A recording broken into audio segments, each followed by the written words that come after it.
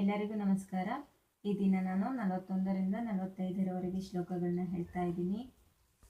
ವ್ಯವಸಾಯಾತ್ಮಿಕಾ ಬುದ್ಧಿ ಏಕೇಹ ಕುರು ನಂದನ ಬಹುಶಾಖಾ ಹ್ಯನಂತಾಶ್ಚ ಬುದ್ಧಯೋ ವ್ಯವಸಾಯಿನಾಂ ಯಾಮಿಮಾಂ ಪುಷ್ಪಿತಾಂ ವಾಚಂ ಪ್ರವದಂತ್ಯವಿಪಶ್ಚಿತಃ ವೇದವಾದರತಾ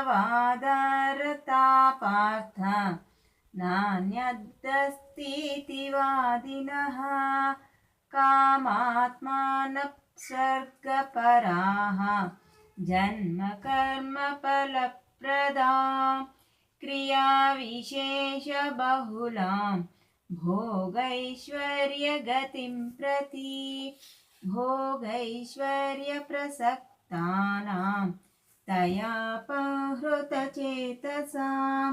ವ್ಯವಸಾಯಾತ್ಮಿಕಾ ಬುದ್ಧಿಃ ಸಮಾದೌ ನ ವಿಧೀಯತೆ ತ್ರೈಗುಣ್ಯವಿಷಯಾ ವೇದ ನಿಸ್ತ್ರೈಗುಣ್ಯೋ ಭವಾರ್ಜುನ ನಿರ್ದ್ವಂದ್ವೋ ನಿತ್ಯಸತ್ತ್ವಸ್ಥೋ ನಿರ್ಯೋಗಕ್ಷೇಮಾತ್ಮವಾನ್.